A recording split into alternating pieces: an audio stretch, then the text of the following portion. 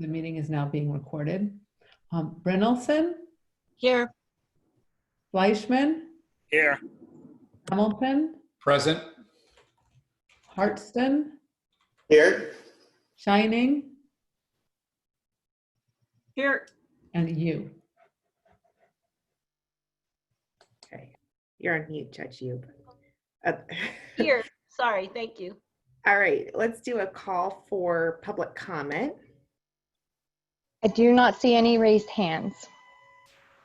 Okay, let's give people a moment. So if there's any member of the public that wants to make a comment, on the bottom center of your screen, you should see an option to raise your hand. If you're participating by phone, you can do that by pressing *9, and that will raise your hand for us to see that you want to speak. All right. So I don't see any public comments. So Linda, or am I missing something? No.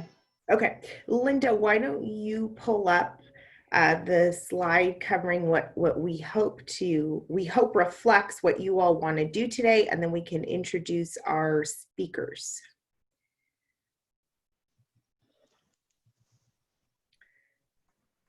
Are you going to speak to this, Linda, or you want me to? I can speak to it. So we have Timothy Blood, who's a partner at Blood, Hurst, and O'Riordan. Mr. Blood practices, I think, complex civil litigation. We have Lee Farron from the Public Law Center in Orange County. And we're expecting Gabriela Sandoval, but I haven't, from TURN. I saw her. Oh, okay, great. You're on the call. Want to describe what TURN is? So TURN is the Utility Reform Network that advocates for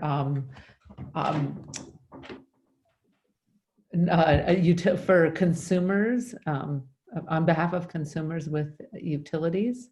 And I can let Gabriela, when she speaks, talk a little bit more about that. Okay, great.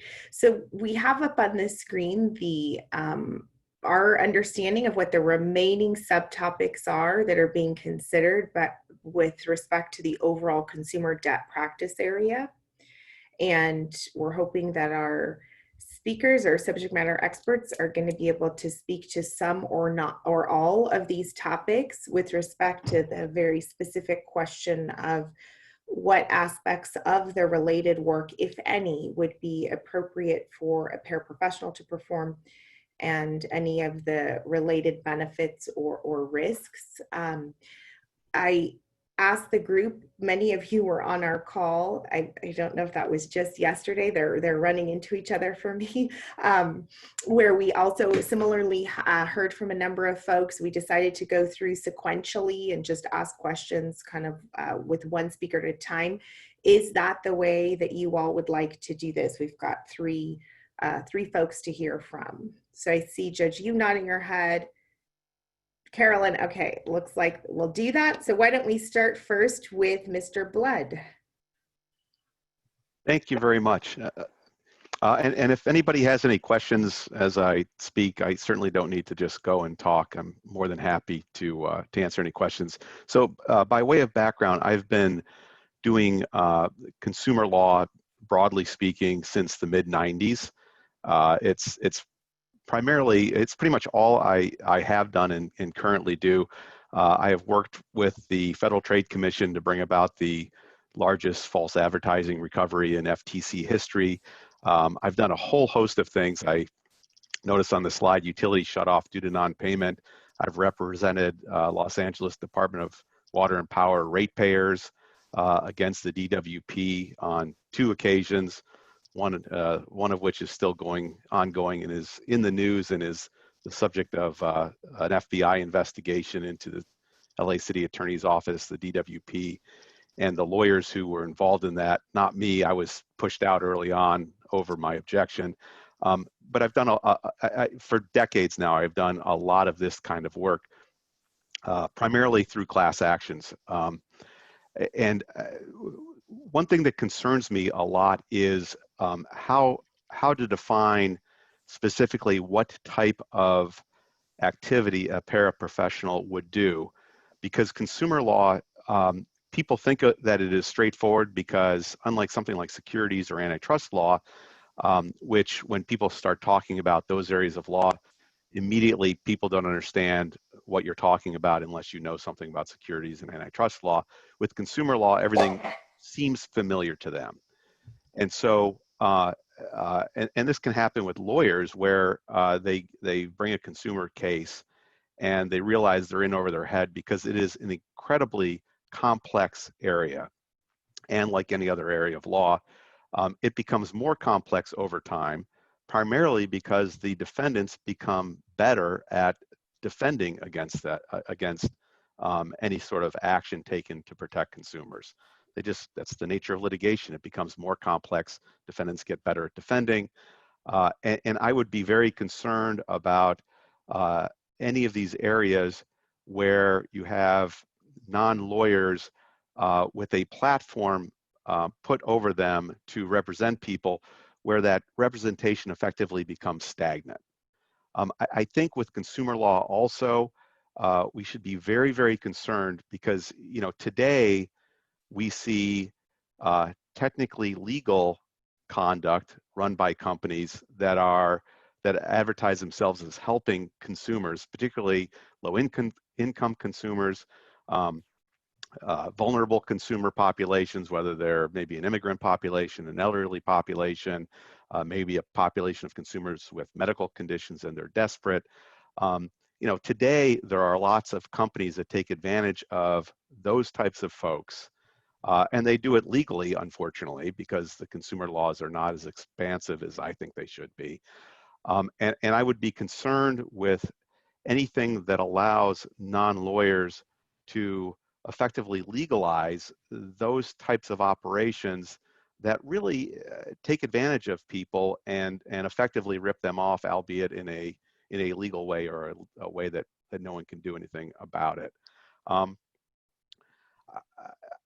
As I run through this, I also was one of the primary people that wrote the private right of action for the CCPA, California's landmark Privacy Protection Act that just went into effect this year, that deals a lot with data breaches and identity theft.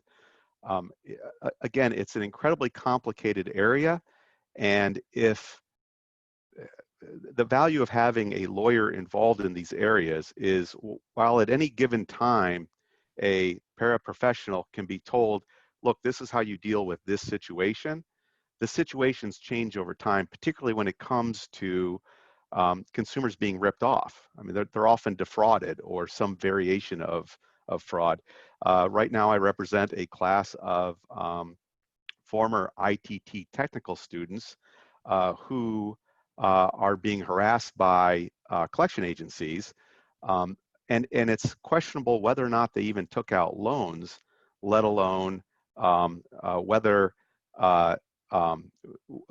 and I won't get into the details, the collection agency can currently still collect this money.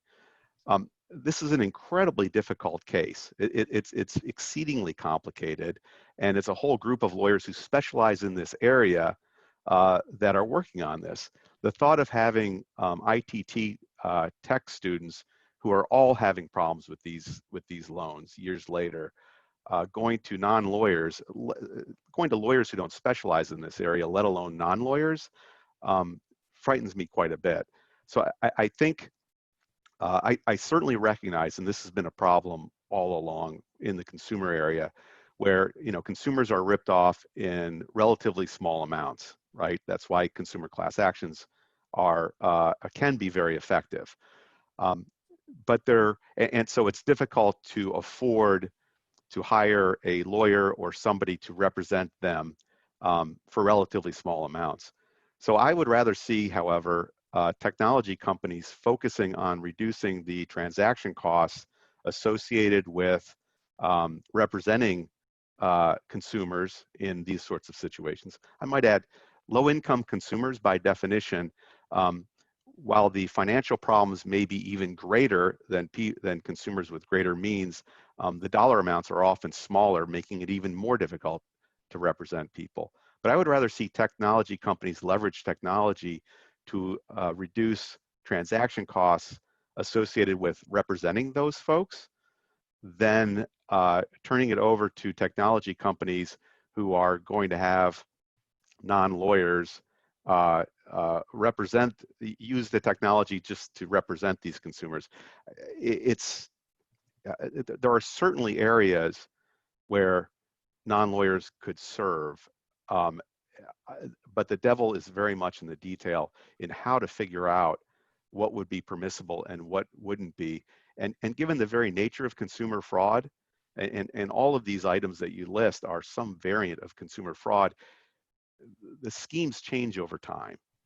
And so how to define that in some sort of statutory manner, I think is incredibly challenging. I have a question. Sure, go ahead, Carolyn. Tim, could you touch on arbitration clauses and what those would mean for some of these groups listed and how a paraprofessional might be impacted in their ability to represent people? Sure. So arbitration clauses are a huge problem and will not be fixed until there's a change in Congress. So forced arbitration clauses are those clauses that we agree to all the time in our everyday life, frequently online, and we don't even know we're agreeing to them. And those force consumers into arbitration rather than court. Once there's an arbitration clause, it is effectively the death of any meaningful way to have your claim adjudicated. In the ITT case that I just raised, there's an arbitration clause naturally, and we have a decent shot, it's being litigated right now, of winning that, but it's incredibly complicated. If we lose that, that's effectively the end of the case. And so again, it's an area where arbitration clauses and going to an arbitration where the corporation will be represented by a lawyer in front of a non-judicial officer, a private arbitrator, is a frightening thought. And my screen just went blank. I'm not sure why. Hopefully. So I have a quick follow-up question on that. I'm sorry, because Stephen is raising the hand. So Please. Which Steve, Leah? you, Stephen Fleischman. Okay. Tim, Yes. my question relates primarily to the fourth category, creditor collection agency harassment, but I suppose the second one also. Our committee has concluded that to the extent California decides to license paraprofessionals as non-attorneys, they will not be able to practice in federal court. In other words, federal courts govern who practice in federal court, not the state bar. My understanding is creditor collection agency harassment is governed by the Federal Fair Debt and Collection Act, and there is a parallel state act. My understanding is if a consumer comes to you, you have the right to sue under one or both of those claims. And if you include the federal one, you have the possibility the defendant will remove the case to federal court, or you also have the option to be in federal court if you decide to. So if that's correct, and I need you to confirm that for me, That is correct. Then a consumer goes to a paraprofessional, the paraprofessional is going to have to give up their rights under the federal act. Whereas if they went to an attorney, they would have the right under the state and the federal act. And so to me, this is just a problem we can't really work around. And so, tentatively, I'm in favor of eliminating those two categories from our group. But tell me if I'm right, tell me if I'm wrong, tell me your thoughts. You're absolutely right about that, and I had not thought of that, but you're absolutely right. I mean, right now, to some degree, the consumer gets to choose what forum, federal or state court, the consumer is in, and with that caveat, I mean, you're really shifting that power over to the defendant in many instances, and I wouldn't limit it just to those two categories. I mean, there are a lot of federal laws and regulations that that consumers, that I use all the time, that consumers can use. Can you tell us which categories on this chart they fall into? Can You know you what, see the screen? No, I can't see the screen. All right, so identity theft, unfair, Yeah, identity theft is probably going to be federal pretty soon. They're working on identity theft right now. right, unfair deceptive lending practices, Yes, definitely, both state and federal. problems with credit repair services, Yes, and that's another area where we are, in the coming years, we'll absolutely see more activity on the federal level as laws catch up with problems. creditor collection agency harassment. Yes, yep. Okay. Car repossession, I suppose, is probably state court. I think that's only state court. Okay. Wage garnishment, I assume, is mostly state court. Mostly state court. There's exceptions, obviously, if there's federal workers, military, things like that. All right. Then utility shutoff, I'm guessing, is state court. That is probably state court. I can't think of, once you get into power, it gets more complicated, but the situation I would typically think of would be state court. Okay. So the first four categories, the problem I've identified is real, not imaginary. Okay. Yes. Can Thank I you. add, And I just want to add, the other speakers we have, I'm going to be asking the same question. So I just want to hear that from everybody. Go ahead, Tim. I didn't mean to interrupt you. and this is separate from your point, but it's something that I think is worth mentioning with utilities, because I have a lot of experience with that through the LADWP mess. So DWP had a problem with a software implementation, and all the billing got screwed up all over the city, all over the whole area, and there were many thousands of people affected. It got so bad with addressing those problems that the lawyers in my office were the ones that the DWP itself, they would send customers to us so we could help those folks and go back to the DWP to solve their problems. And I had lawyers working on this. I didn't have paralegals working on this under my direction. So I would not be too quick to assume that these are problems that non-lawyers can handle. I think in certain circumstances they certainly could, but you know, the reality gets in the way of things often, and in that instance, it required lawyers to be involved. Thank you. And Steve Hamilton, I didn't mean to interrupt you, but go ahead. I think Amos also. Oh, sorry. Yeah, go ahead, Amos. Oh, thank you. So a couple of follow-ups. Thank you for that overview. One of the things you mentioned was arbitration clauses. I think in response to Carolyn's questions. I'm interested to know, because arbitration clauses, as you mentioned, are very prevalent to a lot of services. And I think it might be part of the justice gap that we are trying to address, in that if there is an arbitration clause, that means class action is probably not a possibility. And that means lawyers, when you say the courts are cut off because it's going to go to arbitration, it often means that lawyers are cut off, right? Because it may not be financially something that a lawyer might be able to take on, you know, maybe a number of these arbitrations. Do you think that an arbitration where an attorney is not available for the reasons you mentioned and the arbitration clause could be something that might be appropriate for paraprofessionals to handle? You know, the problem with an arbitration is the paraprofessional is going to be going up against a lawyer in the arbitration.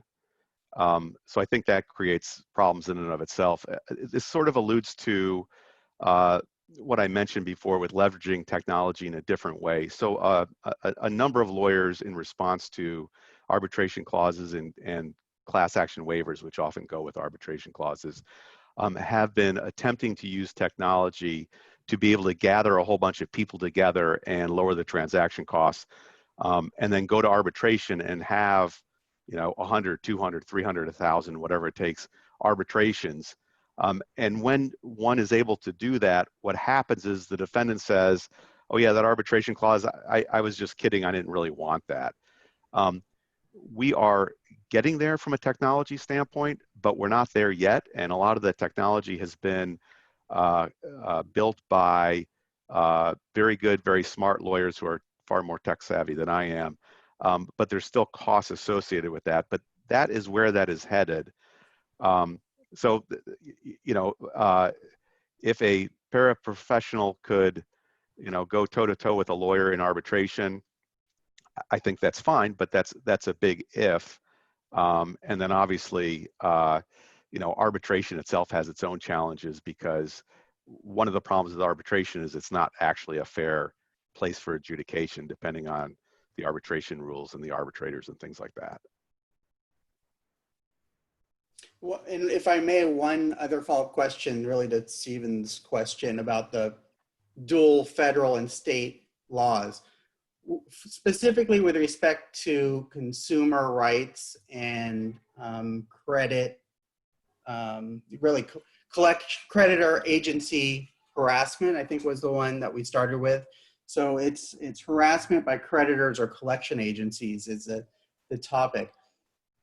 Are you aware of any way that the state law is not more expansive in terms of consumer protections than the federal law? In other words, does the Rosenthal Act actually provide all the same protections and even more than the federal counterpart? Or are there some instances where a consumer would be waiving rights? I think it's a concern if they were exclusively going under state law. I think the issue is more one of venue. The laws are roughly similar. So I think it's more a matter of venue choice and who gets to choose that venue. So in other words, if a consumer would want to file a federal action and not only sue under the state law protections, but also sue under the parallel federal, they might not be able to do that with a paraprofessional, but they would potentially have all the same protections under state law. Right. But I think now is a good example of where a consumer would want to be in federal court rather than state court, because federal courts with the pandemic are operating much more efficiently than state courts are for a variety of reasons. So yeah, so you know, venue matters. So I wouldn't want a consumer to give up a venue provision or an option.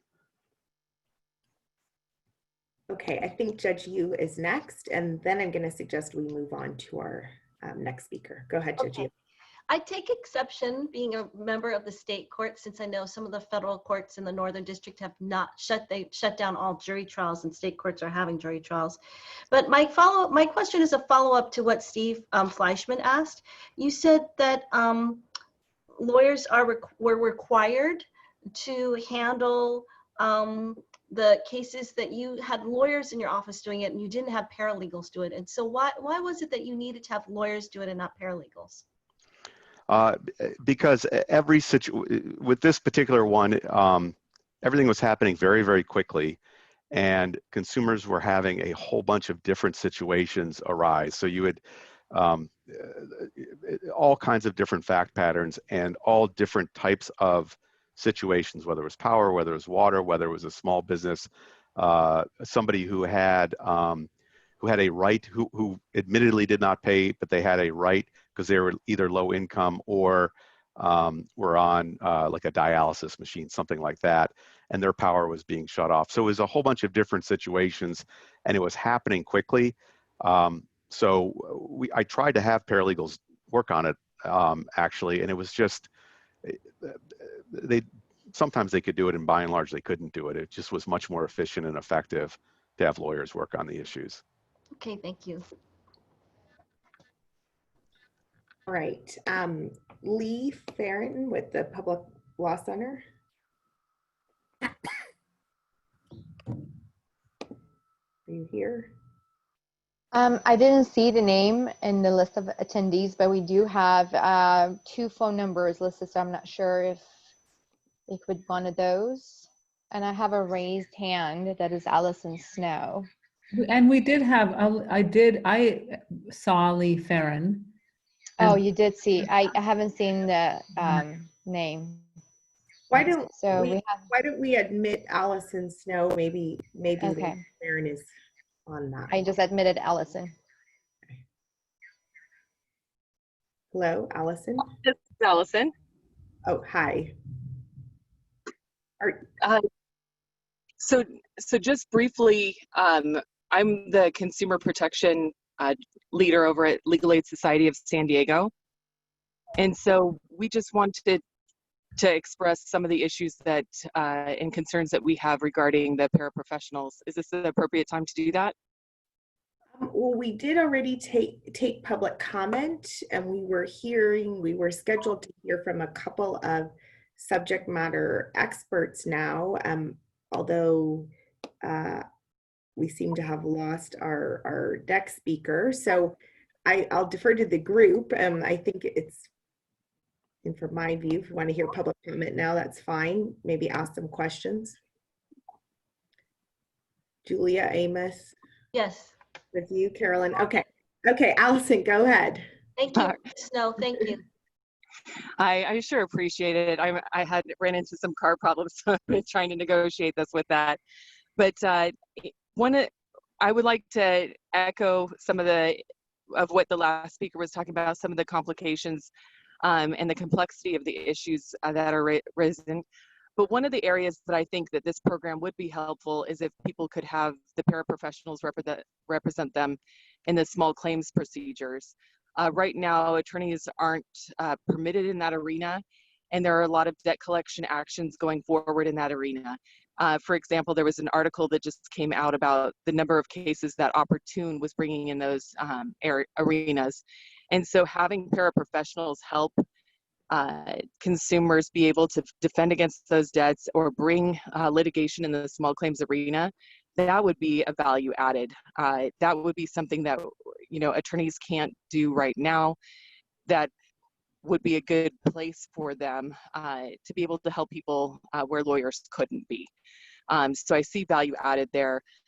In the other areas where, for example, in identity theft litigation or in your FDCPA actions or enforcing your rights, those areas are complex. They do require attorneys with significant knowledge. And then one of my biggest concerns is the issue of compensation. We saw this when loan modification specialists entered into the arena, helping to people back in the last mortgage crisis to prepare paperwork to try and get loan mods. However, those people were taking money and no work would be performed, or money would be given up front and no work would be performed, or the work was subpar, or people wouldn't be able to get it, the modifications, or they were being given bad advice. And I'm fear for the same thing happening in this arena. Most consumer attorneys, even outside of the legal aid arena, most of these attorneys do not take these cases on receiving any attorney's fees or compensation from the clients themselves, with the exception of contingency fee arrangements. There are statutory attorney's fees in most consumer protection laws, and most of them will get their attorney's fees from the other side when they are the prevailing party. Most attorneys do not charge. In fact, we have a whole network of pro bono referral attorneys who take on these cases because they don't charge the clients. It's part of their business model. When you introduce these paraprofessionals, they won't be able to recover their attorney's fees. And so they will be looking to the consumer to try and get these fees. And that's a detriment. You know, what these consumers are trying to do is hold on to every last bit that they can. Most people are barely making it, and a lot of these low-income folks aren't. And especially right now, considering this in the middle of the pandemic and the COVID crisis, when people are most hard hit, and to introduce and unleash a policy like this where paraprofessionals will be charging them up front or charging them at all, even after the services are rendered, when the people could get free representation otherwise, I think is a huge disadvantage to consumers and really to the detriment of everyone involved except for the paraprofessionals. And so those were our largest concerns. And I think that some of the issues regarding representation and the availability of representation, particularly in rural areas, may be met by the bar's reducing the expectations and requirements in order to pass the bar exam. And so I think we should let that play out and see if the need still exists, and then address it at that point. But I think rushing into it at this point is really unwise in the middle of a pandemic. And thank you for the opportunity and willingness to hear comment. Thank you. Can I ask her a question? Yeah. Allison, thank you for that information. I was wondering what you would consider. I know that you're talking about how we could maybe get paraprofessionals compensated and that perhaps getting prevailing party attorney fees. But there's also another model, and that model is in workers' compensation, where the injured worker does not, even if they lose, they don't pay attorney's fees to their attorney. And frankly, the defense, the insurance company pays many of the fees associated with bringing those claims. And so, for example, 5710 fees when they take depositions, the qualified medical experts that go ahead and evaluate. So there are problems with that system, but the one thing that's different about normal civil is that it's paid on a contingency fee basis, but you don't see things like you see in civil litigation with a 998 offer, and then if you don't accept it or don't do better, you are stuck with paying opposing counsel's fees. What would you think of that kind of a model in if we were to allow paraprofessionals to work in small claims? So I want to make sure I understand. So you're proposing a contingency fee model. Is that what? No, I was just, it struck me based on your comments, the fact that, you know, that you wouldn't want people who are defending themselves in small claims to have to pay out of pocket or be at risk of paying out of pocket for attorney's fees. And I was wondering if you were familiar with the work comp model and whether that was something that would seem of assistance, because I think you've made a really good point. Something along the lines of small claims may be a very nice place to offer some assistance to plaintiffs. I think I'd be willing to investigate. I'm actually not familiar with the workers' comp model. And so, but it sounds like a really good suggestion. So, you know, I know that these professionals will want to get paid, but, you know, it is a pretty, you know, if it's $60 to file the lawsuit in small claims, and they get a fee waiver for that, but then they have to turn around and pay someone else.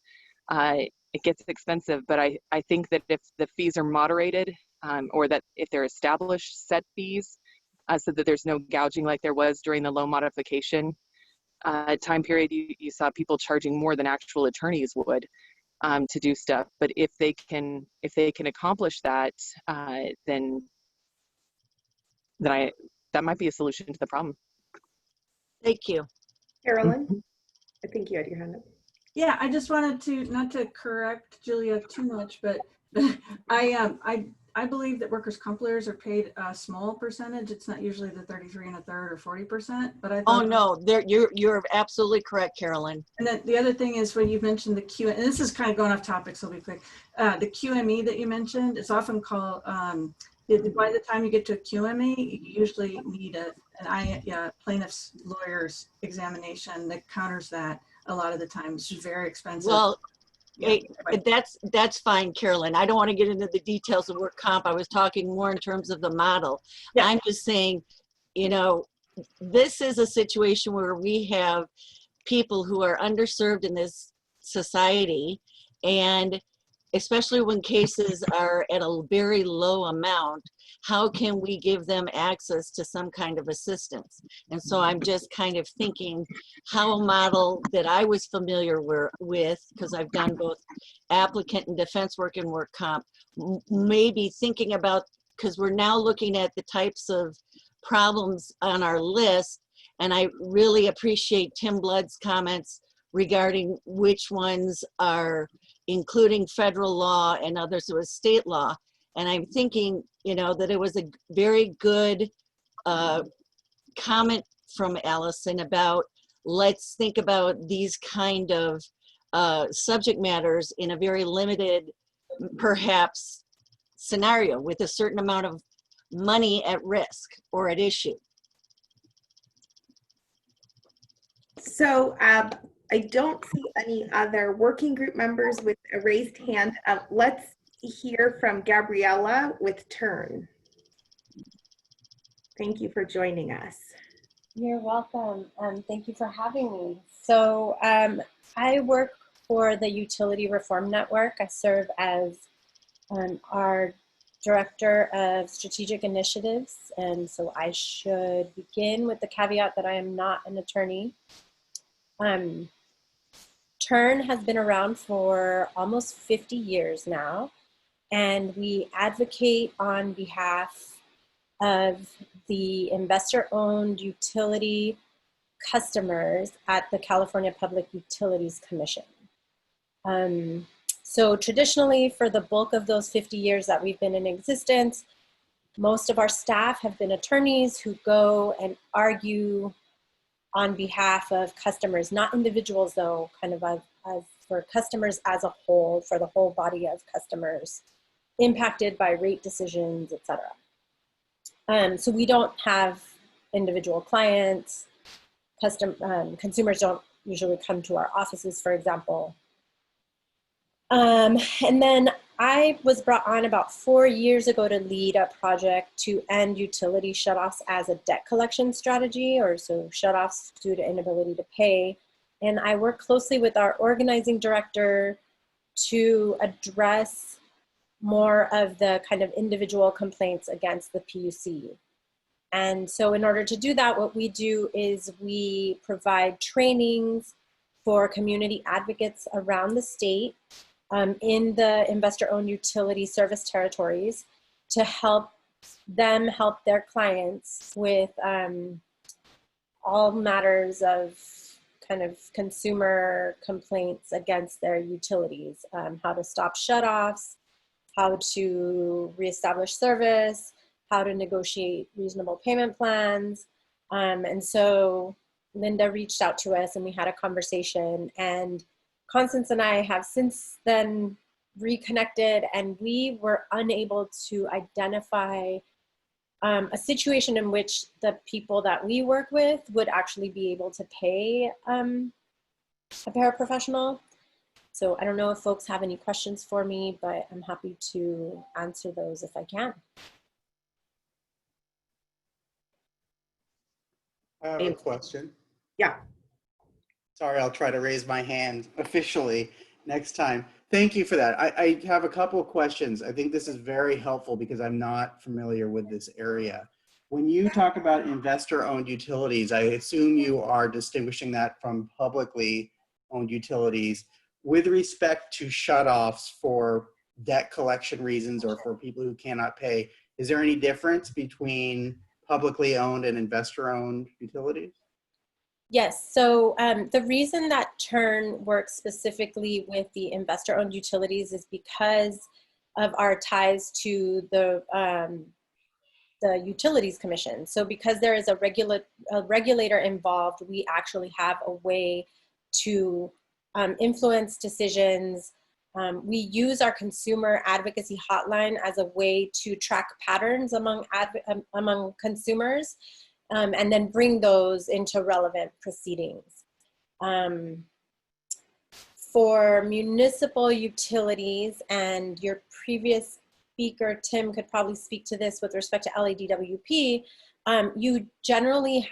consumers generally have to either go to city councils or to their board of directors or get some media attention in order to get the kinds of complaints resolved that we resolve with PG&E, SDG&E, SoCalGas, and SoCal Edison. So thank you, that's helpful. So for public utilities, individual customers have to go to those public utilities to try to work it out first before they can then go to whatever the next level is, but it would be different. It wouldn't be the POC, it would be the local city or county, right? Yes. Okay, so the other question I had is you focused, I think, at the end of what you were saying on the ability to pay for a paraprofessional, and I assume that would be ability to pay an attorney to get involved as well. What about the nature of the work for people to, all the lists of tasks, I'll call them, that you listed about trying to work out payment plans or trying to keep the utilities on? Are those the type of tasks that you think a trained paraprofessional non-lawyer would be able to do? Yes, and in fact, TURN at our trainings regularly has people from legal aid societies and legal services and attorneys from immigrant rights groups or you name it. So, and we have in the past done specifically legal like trainings for attorneys and other staff at legal aid groups throughout the state. We haven't done that in a while, but it's something we can do. So yeah, absolutely. There is a role. There's just no mechanism for paying folks. I think Gabrielle Amos was asking if non-lawyers can do the work. Yeah, I mean, most of the people we train are non-lawyers. Okay. Yeah, community advocates, people at like community action partnerships or Salvation Army, Catholic Charities tend to be the bulk of the folks that we train. Okay. Carolyn, I think you had your hand up. Yeah, same question as before about arbitration clauses. Do those get in the way of your work? And are there workarounds, that kind of thing? I'm so sorry. I don't actually know. I've never encountered like a situation with an arbitration clause. Now, what I would imagine is that, so there is a complaint process with the PUC where a customer can file an informal complaint with the Consumer Affairs branch. And then if it's not resolved to the customer's, to their, oh my goodness, I've got COVID brain. Anyway, to the satisfaction, thank you. Then they can take it to the public advisor's office and file a formal complaint. But generally speaking, the arbitration issue would only come into effect if the complaint is filed directly with the utility, I believe.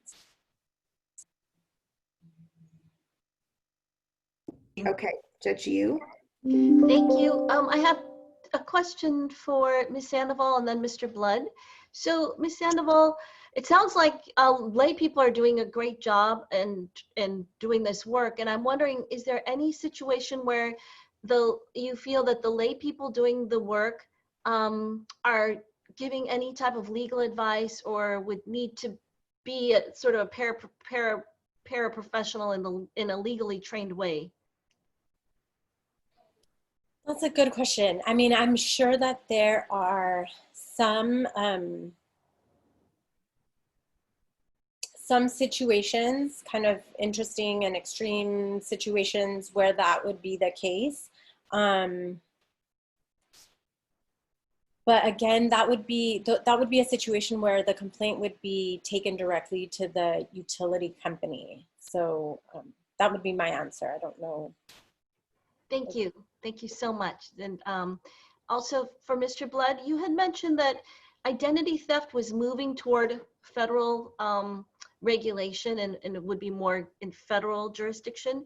When do you anticipate that it will be happening? Nobody knows for sure. So there's been a number of bills introduced into Congress, and it's an election year, so nothing's moving. But there has been a lot of activity on both sides of the aisle to regulate federally data theft and ID protection. So, if I were to guess, I would guess that it will happen. When it will happen, I'm not sure, but we're not talking, 20 years from now. It's probably in the near term, largely because of the California legislation and the federal level the federal desire to sort of, make all the rules common across the country. So you think in the next year or two? Yeah, it may be. It's tough to predict with Congress, but both sides have introduced bills that will be dead for this session, and then after next year, Yes, it it's a good depends. chance. Yeah, Right. it depends on who wins office and all that stuff, but you said Right. it's not going to be 20 years. So I was just trying to get a better sense of if you had an estimate. Yes, I mean sooner rather than later for if that's any good. Yeah, I mean certainly Thank- within the next several years, I would think. Okay, and will it be all consuming? Will it include, taking someone's credit card number or things like that? There's a bunch of different proposals. I would not venture a guess as to what will end up passing, but it's things that cover all kinds of different identity theft, and what identifies a person is very broad and is becoming more broad as data aggregation tools allow a data aggregator or identity theft to take one or two little pieces of information about you and find out everything there is about you. Yeah. Okay, thank you both so much. All right, I think we got Lee Farron at least on the phone, but I wanted to quickly jump. Stephen Hamilton, did you have your hand up? I did. Okay. Mr. Blood, do you see any issue with including the identity theft within the scope of the paraprofessional program until a federal program is enacted? The problem with identity theft is it's constantly changing and very difficult to address, and the problems with identity theft. I guess the problem I have with it is how good of a solution will it be, because it varies so much in repairing one's identity theft. I mean today it's exceedingly difficult to get a credit reporting agency to correct a known incorrect credit report. I mean, you can't get Experian to do that without a lot of muscle and a lot of threat.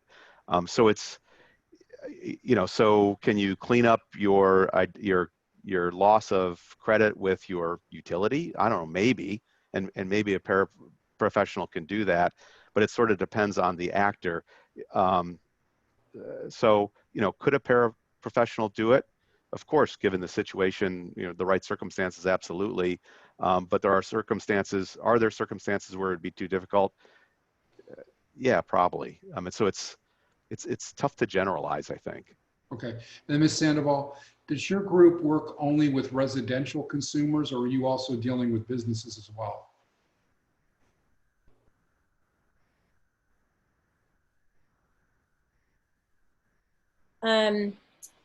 We do some work on behalf of small business owners. So if a small business owner calls our hotline, we will work with them.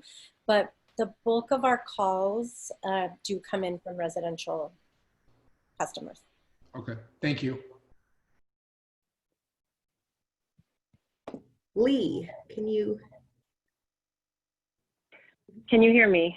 Yes, great, thank you. Oh, wonderful. Thank you. I'm so sorry about that. Definitely a challenge with technology. Picking up children and trying to work at the same time. So I very much appreciate your patience. And Lee, I don't, can you see our screen or no? I cannot right now. No, I'm sorry. So let me tell you the specific topics. We showed you, I think, a longer list when we talked. The group kind of culled down for consideration the topics to identity theft, unfair or deceptive lending practices, problems with credit repair services, creditor collection agency harassment, car repossession, wage garnishment, and utility shutoffs. Okay. And that sounds, I mean, that makes sense based on the conversations that we had as well. So my name is Lee Farron. I'm the Director of Litigation and Pro Bono at Public Law Center. We're in Orange County. We're a legal services organization. And for most of my career, up until about a year ago, my primary practice has been consumer law. And so I have, I guess, what I would say is mixed feelings about it. I mean, I definitely have concerns, as I have expressed previously, about what it would look like for paraprofessionals to get involved. I think of the areas that that you described to me, I think my concept of things like identity theft or the creditor harassment were limited activities where, because where, for instance, like helping somebody submit an FTC affidavit or submitting a police report or submitting a validation letter to a creditor. I definitely think once you get beyond that, it is really difficult. And I think that that whole discussion that has been going on regarding state versus federal and the different venues is one that is important to have and to recognize. And I think that's where consumer law issues get complicated, whereas people don't always necessarily see them as that complicated. It's definitely when you're having to make those really substantive legal determinations that it becomes more challenging, and it becomes sort of beyond the scope of what a paraprofessional might be able to do. So I guess that was just sort of a brief kind of review of what I was thinking was more along the lines of sort of the tasks that we might currently assign to a paralegal or an administrative assistant are things that the paraprofessional could do. Now, I don't know if the program could narrowly define those tasks, but that was kind of my thought. And I will say, similar to what Allison described, we did see a lot of this fraud that happened with the foreclosure crisis and where they were, the consultants, the quote unquote consultants were charging more than lawyers. And so that definitely is a concern. And if there is some way to institute a fee cap or a fee rate structure, I think that would be particularly important so that the value of their services wasn't being inflated. And I am happy to answer any questions, but that's sort of my general overview, I guess.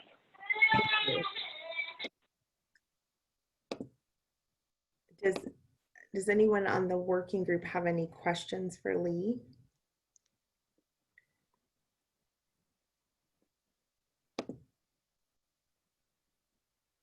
No? Okay.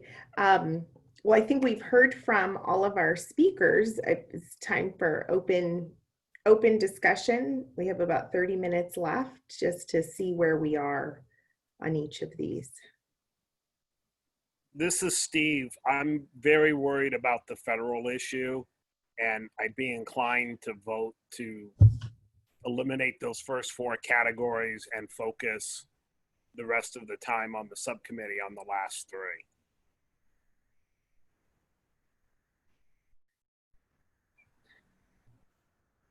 So my concern with that is I think for debt collection, one of the biggest areas of need has to do with harassment by creditors and collection agencies. And there is a state law, a pretty robust state law, the Rosenthal Act, that I think includes all of the same protections as the federal counterpart and more.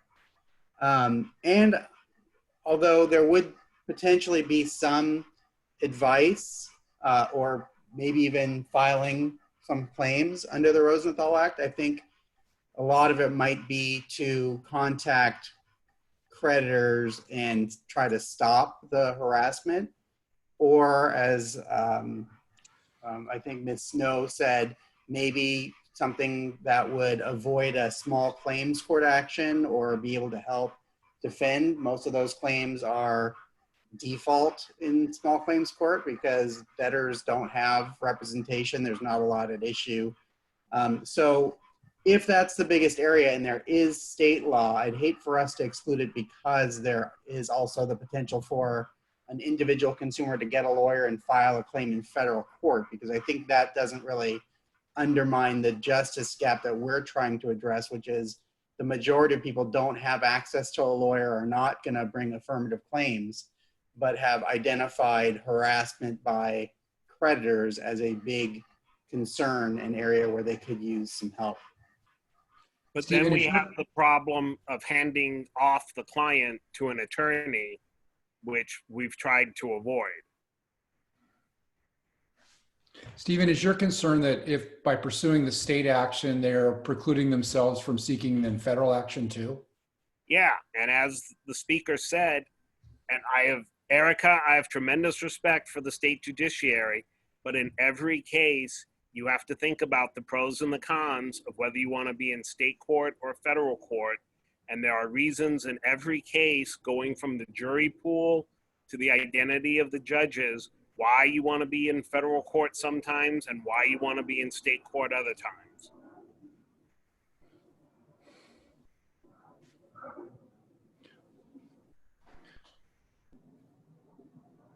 Would requiring the paraprofessional to advise them of the right to seek federal relief and then waiving that right knowingly and intelligently deal with that issue?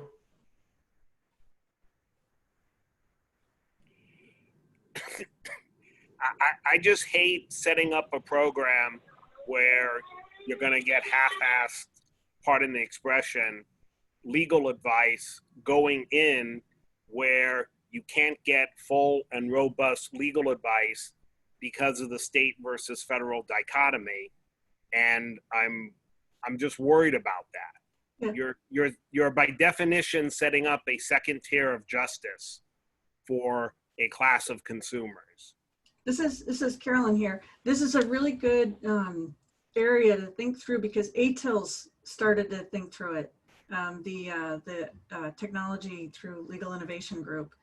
And it was one of the roadblocks or areas that they're going to hit with the new sandbox, because how do you get a paraprofessional to overcome their own conflict of interest in seeing a very valuable winning case might be split up into different things and saying, no, stay with me. I think that's part of what the loan modification crisis was. They took $1,500, $1,200 up front, did nothing, and then the thing went into forbearance.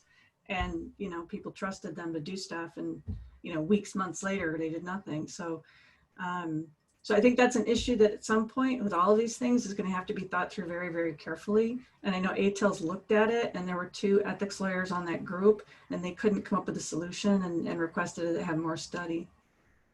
So can I ask for a clarification, Leah? Sure. So Stephen, are you saying which are the ones that you want a motion for, thinking about making a motion for? Please identify those again. Number 1, identity theft. Number 2, unfair, deceptive lending practices. Number 3, problems with credit repair services.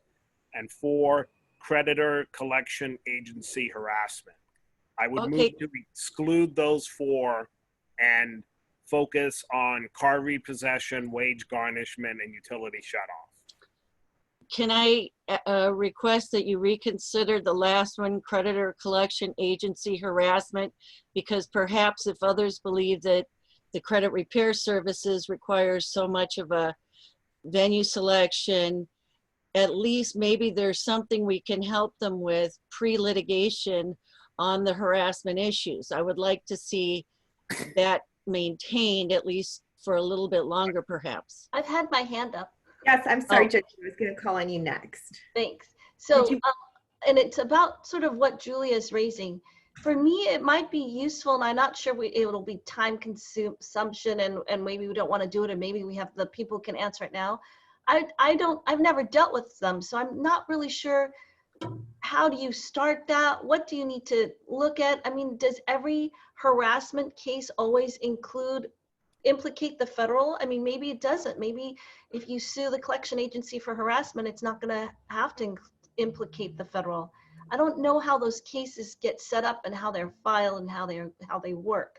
Is there someone who can sort of explain that? Because then I can see better, is it all intertwined as Steve is concerned about, or are there parts where it doesn't even, you don't have to worry about federal implications? Is Tim still on the phone? Yes. Yeah, I'm still here. Or Lee, I was going to suggest that she knows that as well. Either one. I'm happy to offer it. I mean, a lot of times one of the defenses, which is not really a defense to the harassment, is that the debt's not owed in the first instance, or it's no longer owed. And that's often a complicated issue that often requires a lawyer. If it's just simply asserting, sort of a checklist of asserting your rights of, you can't call me anymore during this time period, something like that. That's much more simple, and I think, and probably not even legal. It's not legal work. It doesn't require a law license. The creditor collection issues become thorny quickly, and I think that's the problem, right? Beyond just simply a sort of a checklist approach of these are your rights and this is what you can do to help prevent or help stop things. But that's not legal work, I don't think. Julie, the answer Wait, to your... does Lee have anything to say on that issue? I was going to say some along the same lines. I think that the initial dispute is not similar to what Mr. Blood said. It's not legal work necessarily. I think that while some cases may not involve the federal law, the problem is that somebody has to make that determination. And that's where you run into the challenge of needing a lawyer to be involved at some point near the beginning so that they can make that decision. And I understand the idea of an informed waiver, but from having worked with low-income consumers for a while now, you need the actual consumer protections as much as you need the waivers and that whole conversation between financial education and disclosures. Disclosures are not enough if they don't understand what they mean. And I don't think that most of my consumer clients would understand what it means to waive their right to sue in federal court. So I think that would be really hard. And there's other federal laws that end up getting implicated too indirectly, like the Fair Credit Reporting Act, that may come into play on some of these instances depending on the fact pattern. So there's a lot to this area, a lot more than I think what most people would expect. Thanks. Yeah, I don't know, and I didn't expect it. It's very helpful. So I think I would second Steve Fleischman's motion. Before we vote, could I just address Julia's primary concern? So Julia, as I understand it, you're trying to create sort of a two-step process where a paraprofessional could help with pre-litigation and then have to hand it off. When we debated unlawful detainers, I made the point that there are lots of attorneys willing to try those cases, and I had concerns about, let's let the paraprofessionals handle the answer, negotiate with the landlord, but when it comes to actual trials, leave that to the attorneys. And I think it was Erica who won the point by arguing the client shouldn't have to get handed off from one professional to another. They should be able to go to one person and have the problem resolved. So I think there needs to be some consistency. And on the creditor collection agency harassment, I just don't see how you can avoid the federal preemption problem that we've been struggling with in other areas. So with that having been said, I'm happy to vote on the motion to eliminate those four.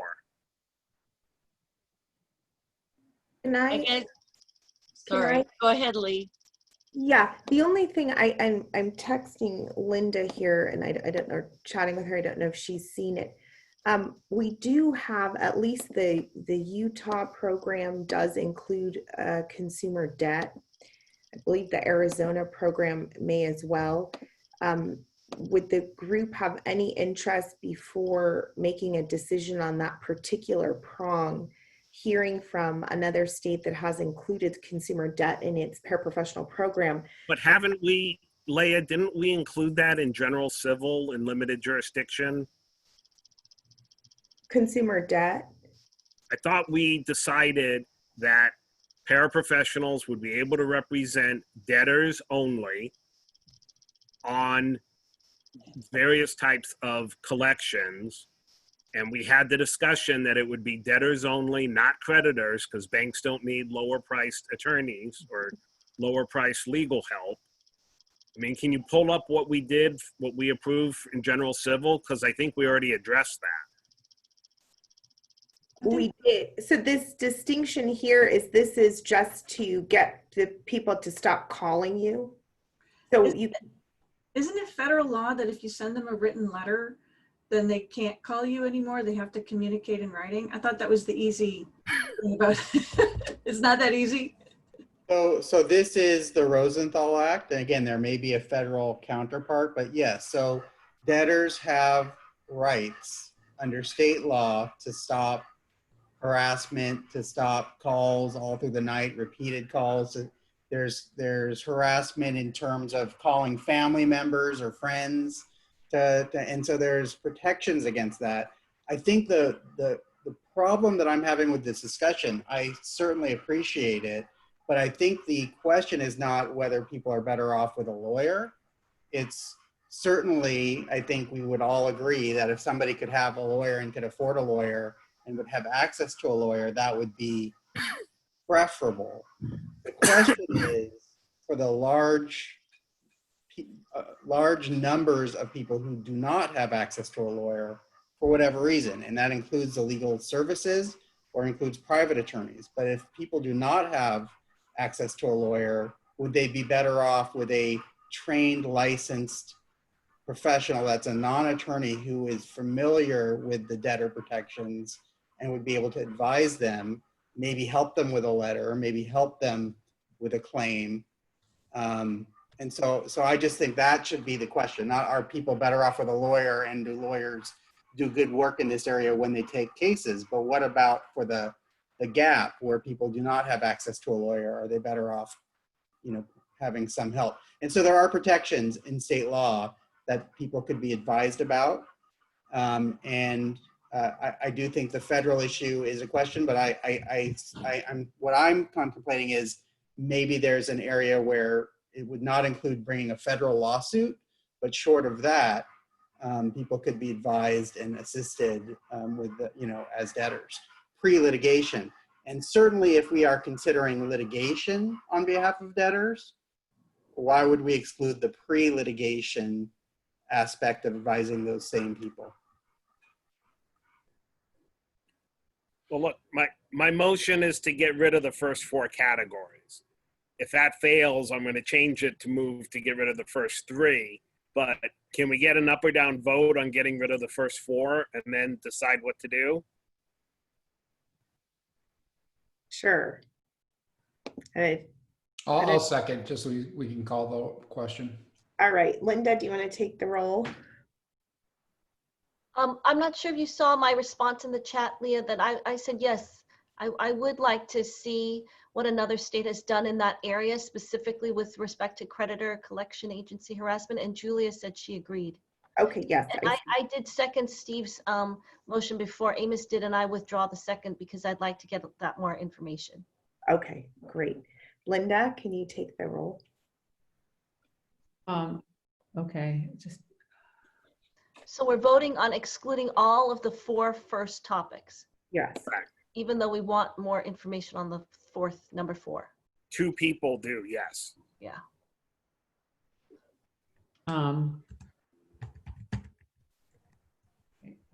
Brynolfson, No. Fleischman, Yes.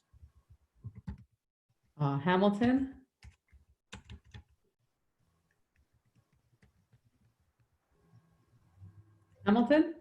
Steve? You're muted. You're muted. Sorry about that. No. Sorry about that. Hartston, No. Shining, Yes.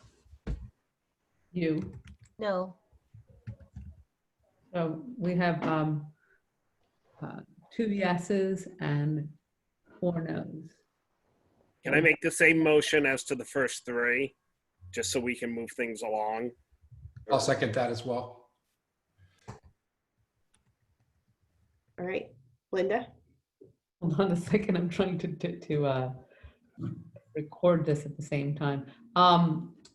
Brynolfson, Yes. Fleischman, Yes. Hamilton, Yes. Hartston, Yes. Shining, Yes. Judge you. Yes, thank you. Okay. Great. So that motion carries. All right. Progress. Any other discussion for today? We will work on getting some representatives to come, hopefully to our next meeting from those other jurisdictions that have included broad consumer debt in their paraprofessional program, just so you can ask questions about the rationale and sort of the federal overlay. Carolyn? I just had a quick question, and maybe Amos, you know or don't know, are there big bad players in the collection agency harassment arena? Are there some big folks that are being the problem? I don't know if I have an answer to that. I know that there are a lot of repeat plaintiffs in small claims court that are, collection agencies. A lot of big corporations and banks sell off their portfolios of what they would call bad debt to third-party collection agencies. And so there's sometimes deals back and forth, but there are a number of players out there, and it is a big consumer issue. I don't know if there's, certain players. There's certainly a playbook for debt collectors. This is Lee. Can I chime in on that question? Oh, yeah. Sure. I don't know if I'm allowed to speak still, but okay. There's definitely, I would say, maybe like 3 to 5 kind of national prominent debt collectors, but there are a significant number of smaller debt collectors as well as debt collection attorneys that are local that contribute to the challenges that consumers face. So it's really, it's both big and small, I guess is the answer. Leah? Yeah. I'd like to ask you to gather the same information on this category that we did for employment, which is under the Justice Gap study, how many people are actually looking for attorneys in this area who cannot find one? Because I went over the Justice Gap study last night, and it looked to me like 2/3 of the people with problems just are not contacting an attorney. So. This is Linda. Can I address that? Yes. One of the challenges we had with the Justice Gap study is that the National Opinion Research Center that conducted the study, they based the methodology on the survey the national survey they had conducted. And unfortunately, in terms of the question of the people who sought legal help and those who received legal help, almost everyone who indicated that they sought legal help was also, the conclusion was that they received legal help because of the way that the survey identified someone having received legal help. So if a person called up a law firm or a legal aid program and spoke to someone, whether the person actually represented them or did any legal work for them, just having made that contact, they were deemed to have received legal help. And so, we were not able to get any more nuanced information than that. And so that's why the focus of the Justice Gap study was really on the fact that so many people don't even look for legal help because either they don't realize that there's a legal issue, they don't know where to look for legal help, or they're afraid to look for legal help. But that trying to find the gap between the people who sought and those who received legal help, it's really what we found, unfortunately, was that we weren't able to do that with the survey that was provided to us. All right, well, thank you. That's very helpful, but the whole committee seems to be proceeding on the premise that there's a justice gap and we need to have more paraprofessionals to close that gap, when in a lot of these areas, we're hearing from people that, and I'd like Carolyn to get some plaintiffs' attorneys some additional plaintiffs' attorneys who do this collection harassment work, because I'm not seeing data that people that have these problems can't find an attorney. So I just wanted to clarify why the California Justice Gap study was done in that way. It was done that way because we wanted to be able to compare the state findings to the national LSC survey results. And that is the methodology that they use nationally to determine whether or not somebody received legal help. And part of that was an attempt to really kind of overstate the percent of people that are receiving legal help, because even when you do that, you see that that overall is a vast minority of consumers, of potential clients. So the focus really was on why aren't people seeking legal help, as Linda mentioned, and that information we can break down by some of these subtopics. And there you get into, is it because I didn't know it was a legal issue, because of cost, in some areas because of fear. And so I think it is, there was a rationale for why the California study was done the way it was. And there certainly is a very strong pervasive theme that people don't seek legal help because they're concerned about cost.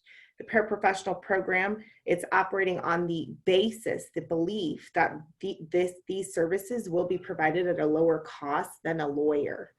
So we okay, can, but if 2/3 of the people are not even reaching out to find out how much something costs, why is adding 5,000 paraprofessionals in California going to change that dynamic? well, it might or it might not, but we have to try, because I think the point is the status quo is not acceptable. There are vast majorities of people that are proceeding without counsel or proceeding without accessing rights that they do have. So I think part of the work of this working group will be to come up with performance metrics. How will this program be assessed in addition to the regulatory structure? And that will certainly should be part of the assessment. Does this actually result in closing the gap, meaning there are people that have a legal issue that are actually now getting some kind of legal assistance? And if it proves to not be effective, then I think that would be a reason after some number of years of operation to reconsider the program. Carolyn, I'd like to hear from some people in your group, because I have the same concern here that I do in employment, which is, you know, I spent less than 2 minutes Googling, you know, collection agency harassment attorney in Los Angeles and found 10 firms, and they all seem to be capable. I mean, at least according to their websites, they seem to be, you know, hey, this is what we do for a living. And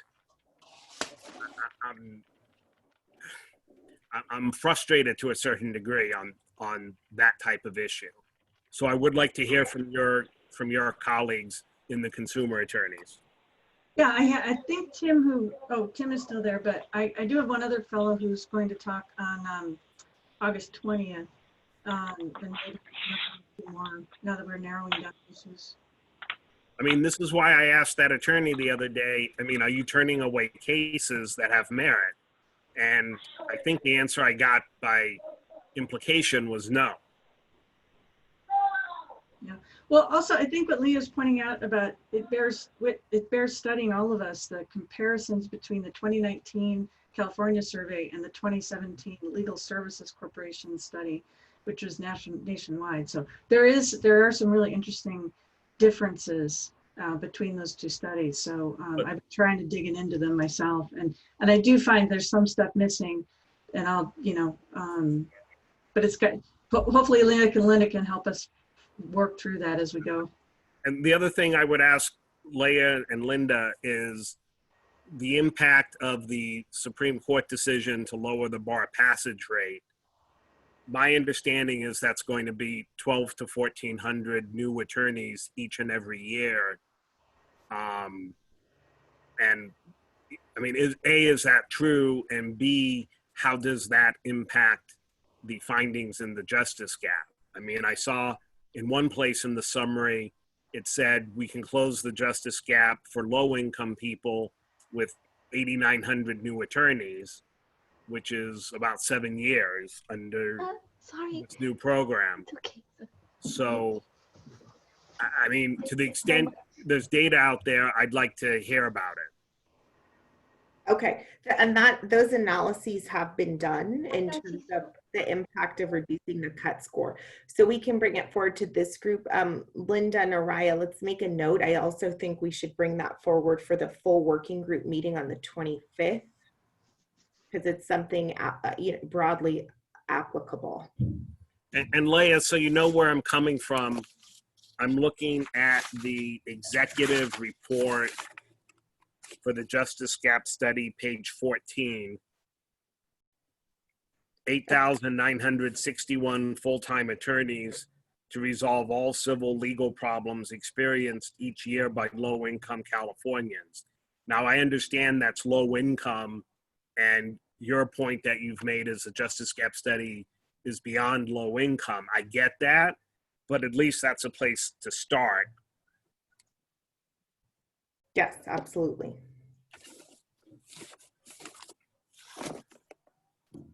Any other, so we're going to reach out to hear from other states. Carolyn, there's a request that you specifically get another speaker on the plaintiff side. We are going to get additional Justice Gap Study data akin to the breakout that was requested for employment, and we will provide the analysis on the impact of reducing the cut score. Anything else? I have a question just for clarification.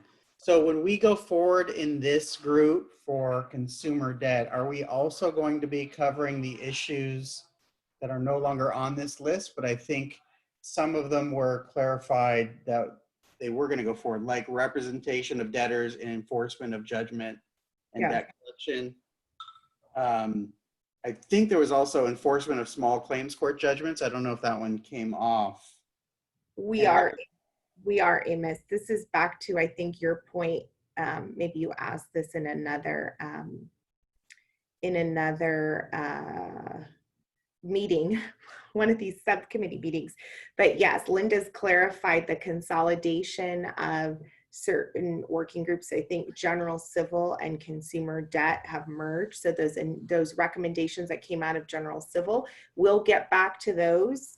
I think after we winnow down our consumer debt list, and then we'll have a comprehensive list going forward that you guys can consider holistically. Great. And bankruptcy is off, right? Have we officially taken that off? Yes. Because of the federal issue, yes. Great. Thank you. And veterans was the other one, if I recall, was killed because of federal issues. Okay. Yes. So Lee, you're saying we should look at the number of people who use paraprofessionals who would have qualified for LSCRAO to legal aid.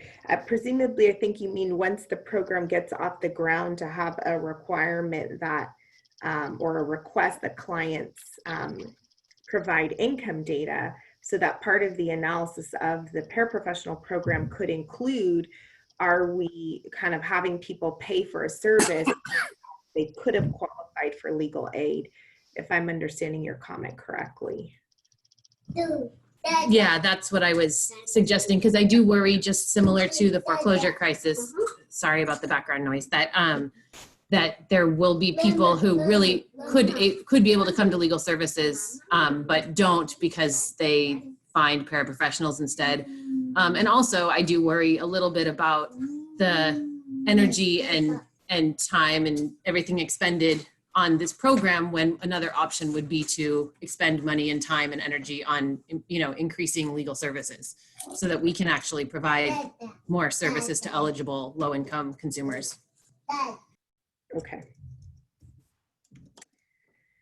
Anything else? I don't know why my video is off, sorry. Anything else? All right, thank you all. I'll talk to you next week, I believe. Yes. Have a good evening. Thank you. Bye. Bye, everybody.